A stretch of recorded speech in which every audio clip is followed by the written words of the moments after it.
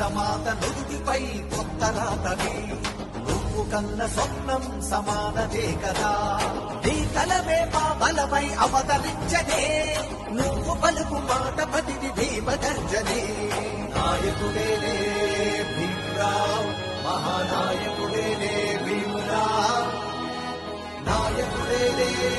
భీమరావ్ మహానాయకుడేలే భీమరావ్ పేద బతుకులో